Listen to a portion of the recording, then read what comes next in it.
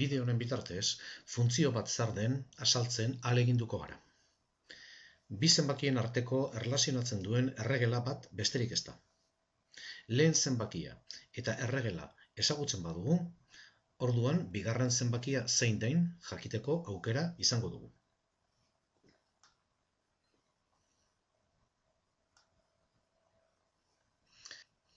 Esan dugun bezala, funtzio batek bi zenbaki edo objektu erlazionatzen ditu.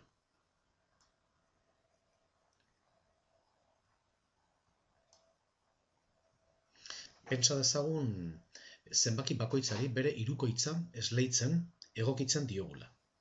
Adibide gisa. Hau horrela izanik,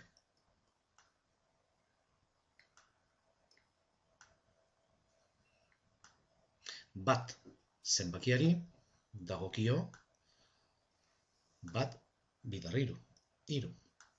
Bi zenbakiari bi bidar hiru, sei. Hiru zenbakiari hiru bidar hiru, bederatzi.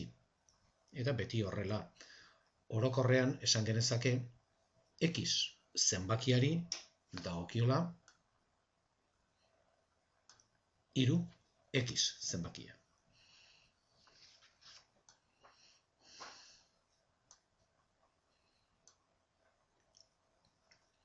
Lortu ditugu bikote hauek. Bat hiru, bi sei, hiru bederatzi, eta orokorrean x, hiru x. Hau da xen hirukoitza. Ikasiko dugu momentu honetan puntu hauek adierazten. Eta hau egiteko bi ardatz erabiliko ditugu. Hemendik aurrea askotan agertuko zaizkigun ardatzak. Bat ardatz horizontala izango da. Eta x ardatza deituko diogu. Beste ardatza vertikala izango da. Eta y ardatza izena du.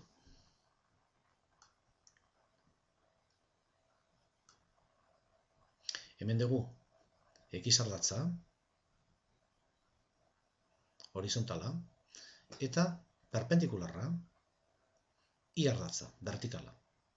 Ikusten duzuen bezala, x ardatzean kokatzen digu zenbaki positiboak esku dira. Hemen daukagu 0, bat, bi, hiru, lau, ikusten duzue, eta ezkerraldean kokatzen ditugu zenbaki negatiboa. Minus bat, minus bi, minus hiru, minus lau, eta bar. Eta y ardatzari dagokionez, zenbaki positiboak kokatzen ditugu goran, eta beran negatiboa. Minus bat, minus bi, minus hiru, minus lau, eta bar.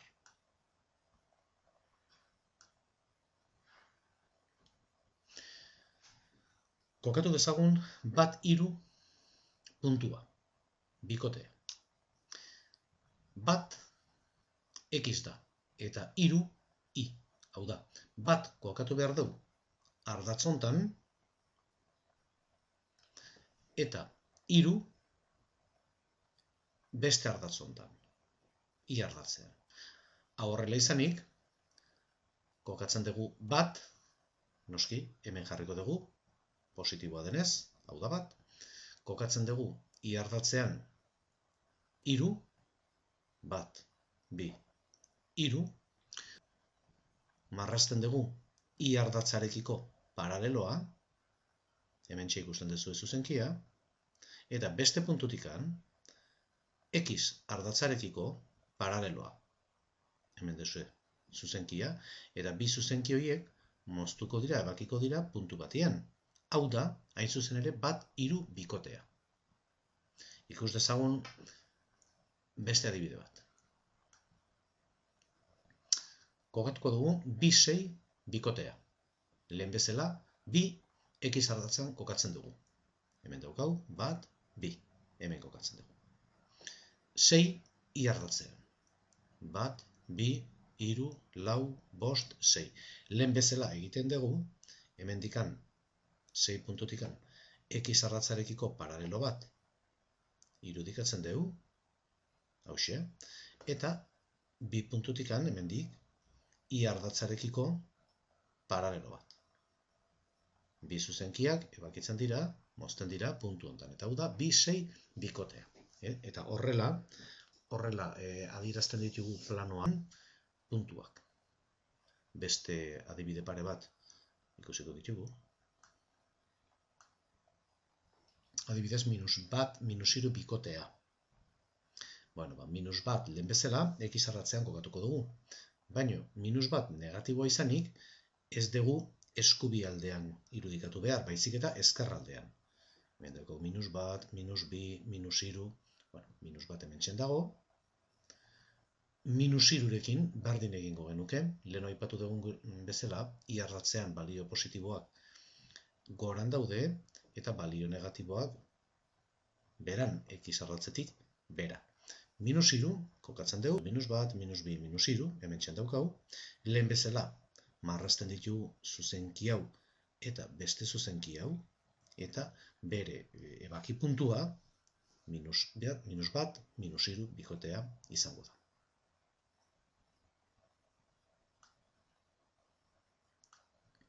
Bukatzeko 0,0 bikoteak kokatuko dugu. Prozedurari jarraituz, 0 x ardatzan kokatuko dugu. Noski, 0 hemen egongo da. Hemen daude balio positiboak, hemen daude balio negatiboak, 0 hemen txendao. Bestaldetik, 0 hau kokatu behar dugu, i ardatzean gauza bera gertatuko zaigu.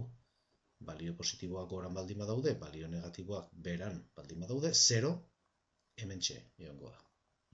Hau da, 0,0 puntua da x eta i ardatzen arteko ebaki puntua, hain zuzen.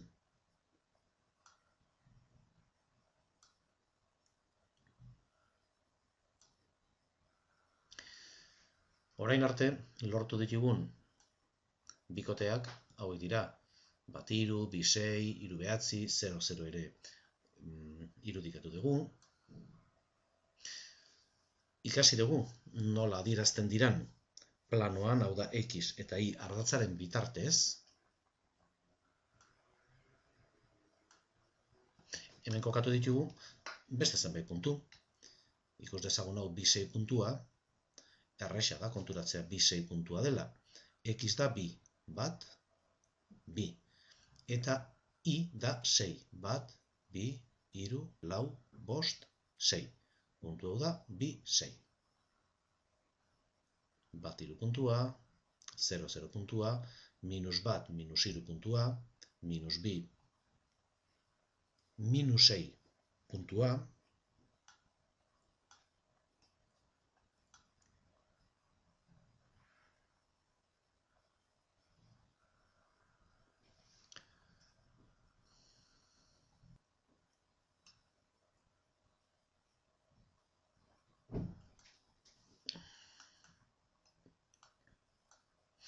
egin duguna da, esleitu zenbaki bakoitzari bere hirukoitza kasu honetan. Adibide bat besterik ez da. Orduan, zenbaki bakoitzari bati dagokio 3. 6-ri dagokio 6 bitar 3, 18. Hau da, zenbaki bakoitzari dagokio beste zenbaki bat. Bere hirukoitza. Zenbaki bati beste bat, bakarra. Funtzioa izan dadin, eta beraxen ikusiko dugu zer dan, puntu bati dagokio bakarra. Ez bat baino gehiago. Ikus dezagun pixka bat dago. Pentsa dezagun ondoko erlazio honetan. Zenbaki bakoitzari, zatitzaileak egokituko zaizkio. Esleituko zaizkio. Baten zatitzailea bat da. Biren zatitzailea bat eta bi dira. 3ren zatitzaileak bat eta 3. 4ren zatitzaileak bat, 2 eta 4. Eta 5en zatitzaileak bat eta 5. Hau da, zenbaki bakoitzari ez dagokio beti bat.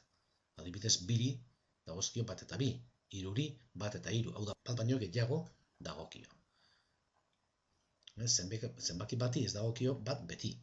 Zenbait kasuetan bat baino gehiago dago. Erlazio hau ez da funtzioa. Berriro errepikatzen dizuet. Zenbaki bati beti egokitu behar zaio zenbaki bakarra.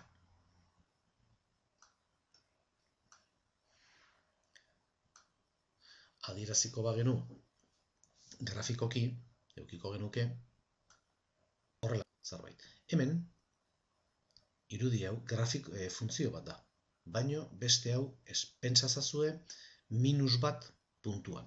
X -1 baldin bada, gogatu zaitezte, hemen egongo da, zenbaki honi dagozkio 1, 2 eta azpitikan beste balio bat. Hau ez da funtzio bat izango. Aldiz, hemen hartuko bagenu edozein X, adibidez hau, honi dagokio bakarrik balio hau irentzat. Hartuko bagenu beste hau, lortuko genuke beste balio hau, baina beti bat dago. Beraz, ezkerrekoa funtzio bat da, baina eskubikoa ez.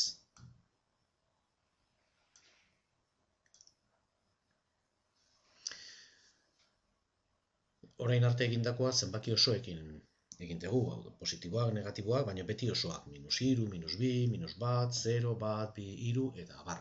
Hau noski egin daiteke zenbaki hamartarrekin. Beraz, edukiko ditugu bikoteak zenbait kasutan oso gertu. Bata bestearekiko. Agian ez ditugu bikoteak ikusiko, baizik eta larro jarrai bat. Horrelako zerbait.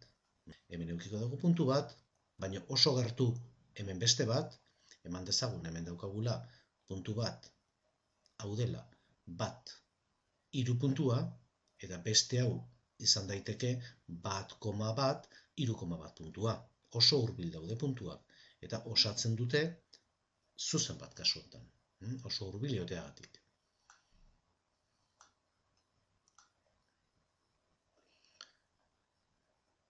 Hasieran aipatu dugun bezala, esan genezake funtzio bat, erlazio bat, besterik ez dela. Baina kontuz, edozein erlazioa ez da funtzioa.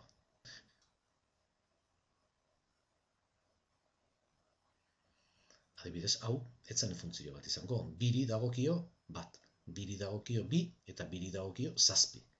Hau da, 2 dagozkio gutxinez 3 balio. Beraz, hau ez da funtzio bat izango. Ikus dezagun ondoko erlazioa. Zenbaki bati bere karratua dagokio. Ikus dezagun ea hau funtzio baten ala ez.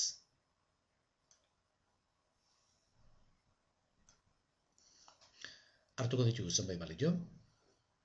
-3, -2, -1, 0, 1, 2, 3. Orduan, erregela honen bitartez, -3 dagokiona da -3 ber 2, bere karratua. Behatzi dela. -2, -2 ber 2, 4. -1, -1 ber 2. Dakigunez, -1 ber 2 da, -1 bider -1. Minus bider minus plus. 0 hori dagokio 0 ber 2. 0 bider 0, 0. Bati, 1 ber 2. 1. 2, 2 ber 2. 4. 3, 3 ber 2. 9. Ikusten dugu, ezkerreko zenbaki bakoitzari dagokiola eskubian balio bakarra.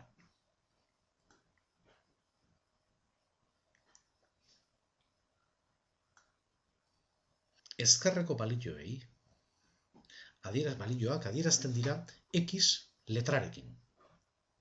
Eta eskubiko balioak Y letrakin. X letra deitzen da aldagai askea. Eta Y letra menpeko aldagaia. 9 menpekoa da Xen araberakoa delako. Yren balioa beti dago Xen balioaren menpe. Segun eta zen badan X, horrelako balioa lortuko dugu Yrentzat. X -1 denean, Y izango da -1 bider -1, 1. X 2 denean, Y izango da 2 bider 2, 4. Hau da, Yren balioak lortzen dira X balioen arabera. Horregatik, Yri deitzen zaio menpeko aldagaia. Eta Xi aldagai askea. Xi eman diezaiokegu edozein balioa.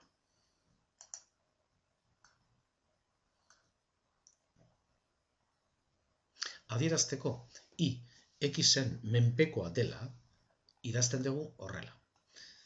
Honekin ez gea gehiagi komplikatu behar, honek bakarrik nahi du esan I dela xen araberakoa, xen funtzioa.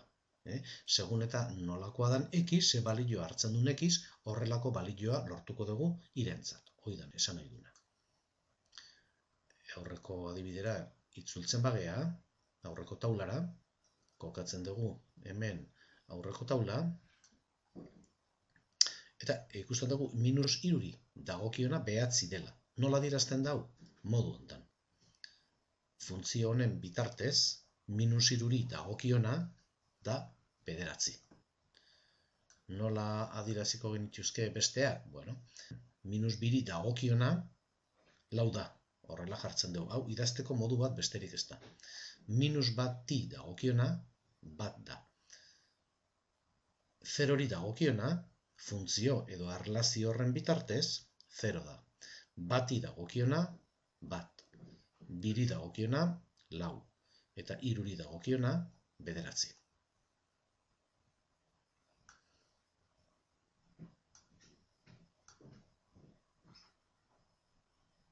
Egin dezagun alako alderaketa bat, aldako konparazio bat, funtzioaren ideia ondo finkatzeko. Pentsa dezagun funtzio makina batela. Eragiketa bakarra egiten duela beti. Noski funtzio bat ez da makina bat. Adibide bat, simil bat jartzen dugu, gauzak, erresago azaltzeko. Pentsa dezagun, hau dela makina. Sartzen dugu x, funtzioa makina da, eta irteera izango da i. Ikus ditzagun zenbait adibide. Makina honek sartzen denaren karratua egiten du. Errepikatzen dizuegu, makina izango da funtzioa. Eta funtzio horrek bakarrik sartzen denaren karratua egiten du. Gauz bat sartu edo bestea sartu egingo du karratua. Orduan, gu sartuko dugu x eta zer aterako zaigu. X karratu. Hau da funtzioa eta horrela adierazten da.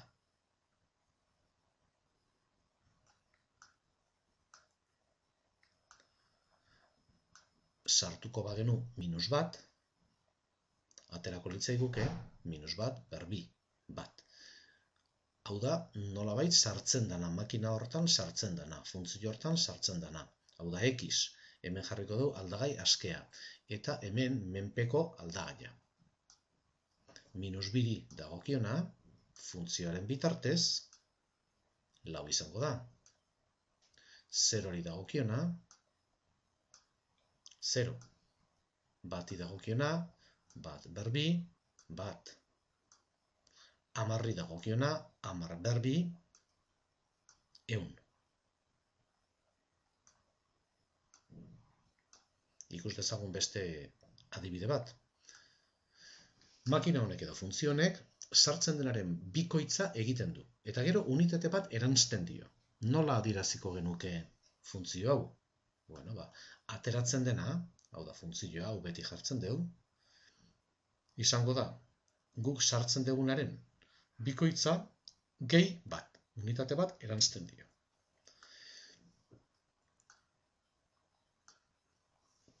Lehen bezala, hemen jarriko ditugu aldagai askeak, menpeko aldagaiak azalduko zaizkigu.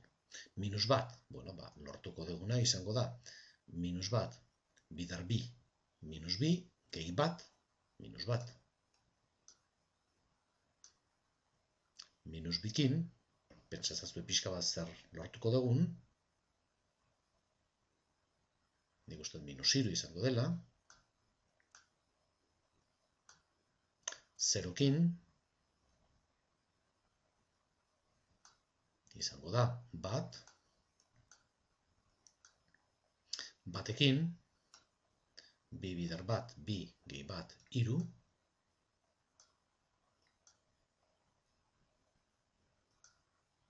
10ekin, 2 bider 80 gehi 1, 21, hauek dira iren balioak, eta hauek xen balioak.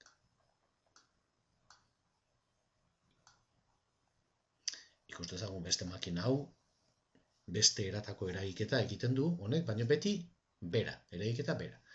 Hau da, sartzen dugu zenbaki bat, eta egiten du bi ber sartzen dugun zenbaki hori. Hau da, sartzen badugu x, zer aterako da? Bi ber x. Aurre esego ikasiko dugu funtzio honen izena dela funtzio esponentziala. Lehen bezala egiten dugu, minus bat.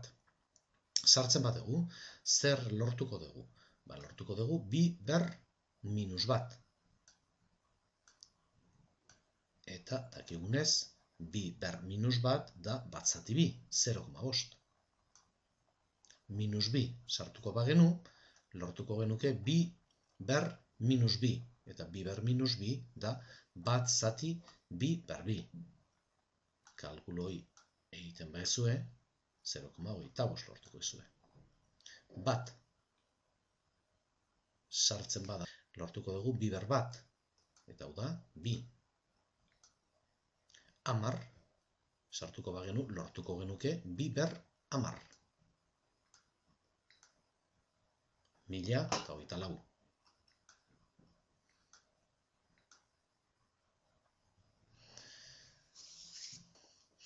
Aipatu dugu, funtzio bat adierazteko, aipatu dugu, i berdin fx moduan jarri behar dugula, adierazten dela, jakinda x aldagai askea dela.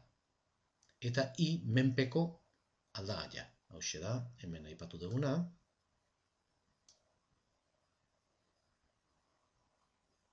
Errealitatean x eta i izan litezke era askotako magnitudea. Gu bakarriko momentu honetan komentatu dugu x eta i eta zenbaki batzu jarri ditugu, baino x eta i izan daitezke pisuak, edo abiadurak, edo populazioa, edo altuera, edo dena delakoa. Ikus ditzagun funtzioen adibide batzuk. Kasu honetan, funtzio honek erlazionatzen du altuera temperaturarekin. Ikusten duzue hemen altuera x ardatzean dagoela, hau izango litzateke x, eta temperatura y ardatzean. Hemen dago temperatura positiboak, hemen temperatura negatiboak. Funtzio honek zer esaten digu gutxi gora bera.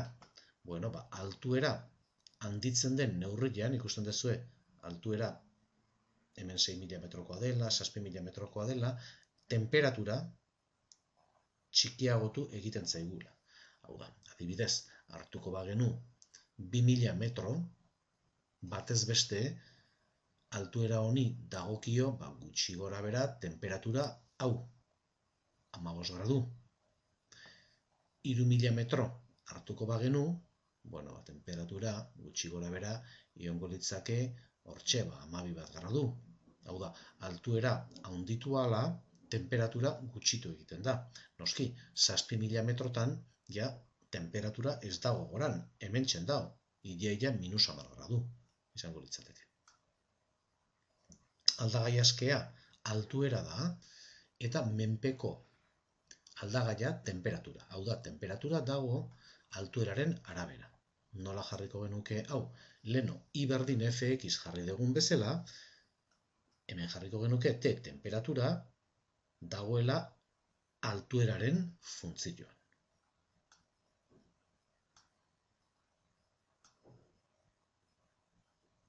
Beste adibide honetan, x aldatzen jarri dugu, kokatu dugu, denbora. S honek nahi du esan segundutan. Eta hemen, i ardatzean, abiadura, metro segunduko. Zer nahi du esan honek? Lehenbiziko 10 segundutan,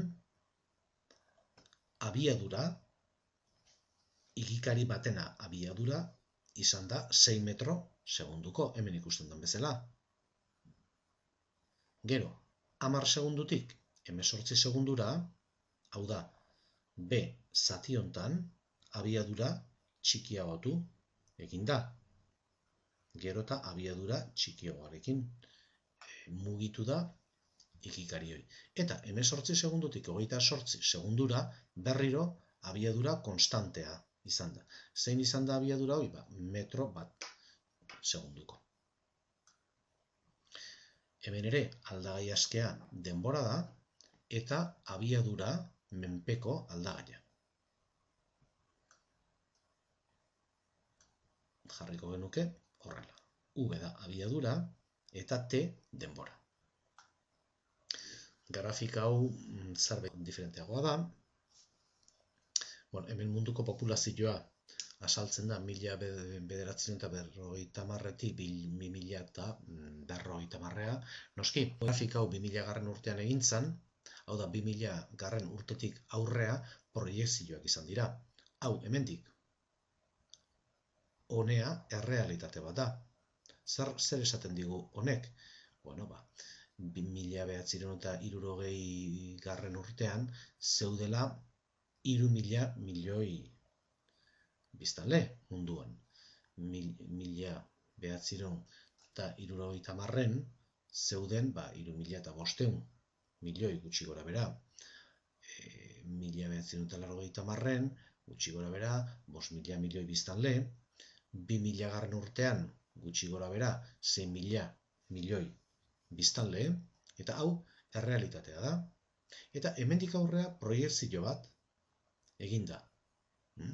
Batzuk diote, 2050 urtean egongo direla gutxi gora bera 7.000 milioi biztanle. Beste teoria batzuk esaten dute, jatuko gehala 9.000 milioi biztanle. Eta bukatzeko beste proiekzioa edo beste teoriak esaten dute 2050erako egongo direla 10.000 eta 500.000 milioi biztanle.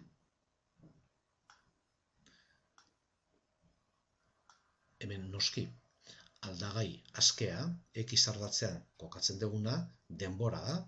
Hemen daukau T, denbora normalian T-ren bitartez adierazten da, eta menpeko aldagaia, hemen jartzen duguna, biztanle kopurua kasu hontan P deitzen diogu, adibidez, populazioa.